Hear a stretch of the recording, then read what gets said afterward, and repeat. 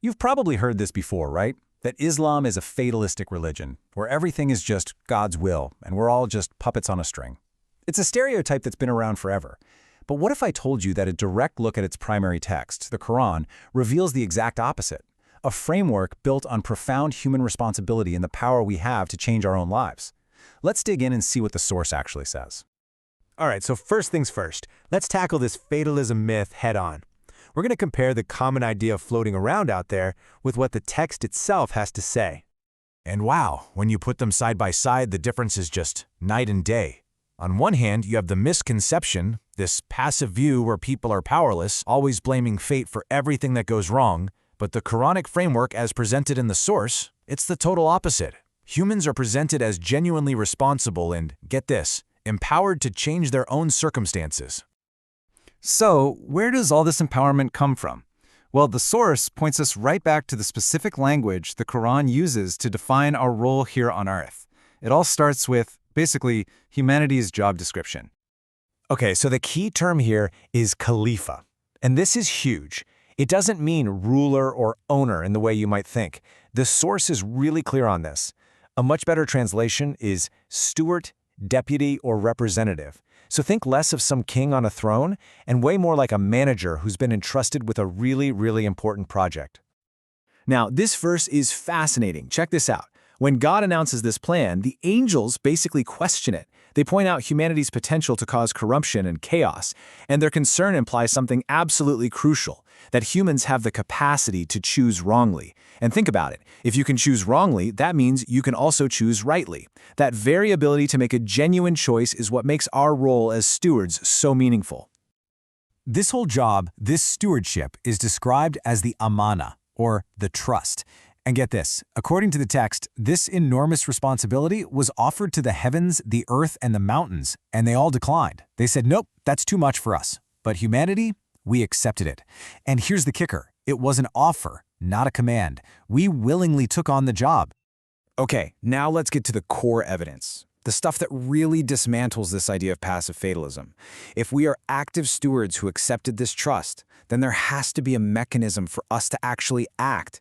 And the Qur'an gives us the engine for that change. This is such a powerful, absolute statement. It's a direct declaration of personal accountability. The text says you get what you strove for. Not what was assigned to you, not what was destined for you, but what you worked for through your own effort. The outcome is directly tied to your action. In this verse, this might be the most pivotal verse in the entire discussion. It is the central formula for change. And notice the sequence. It's so important. God won't change a people's external condition until they first change their internal one.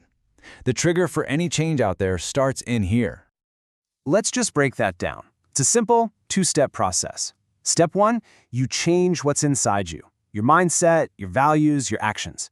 Step 2, your external reality, your condition, changes as a result. The initiative is always yours. The ball is in your court. So what does this all mean? It means you're not a passive observer of your life. You are the active variable. Your internal state is the engine that drives your external reality. This is the very definition of empowerment, not powerlessness.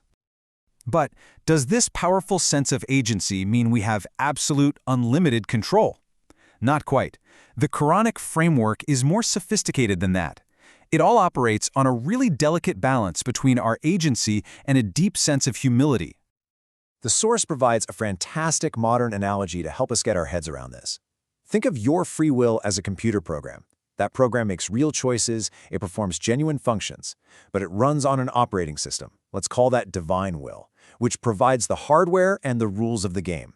The program's choices are real, but they operate within the framework of the OS. See how that works? One doesn't negate the other.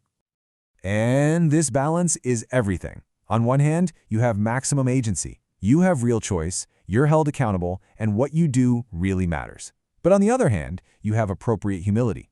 You have to acknowledge your limits and that the ultimate outcomes aren't entirely in your control. It's not arrogance and it's not passivity. It's what you might call empowered stewardship. This brings us to that common phrase, if God wills, or insha'Allah.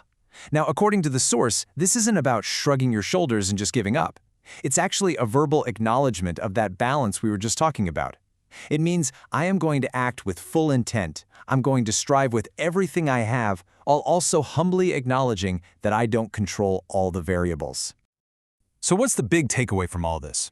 The source concludes that this way of looking at responsibility is incredibly liberating. It means you're not a victim. You're not sitting around waiting to be rescued.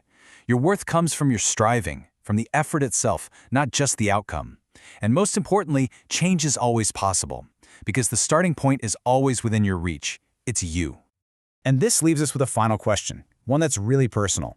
When you face a challenge, what's your first response? The ultimate test of this whole framework is really that simple. Do you blame or do you act?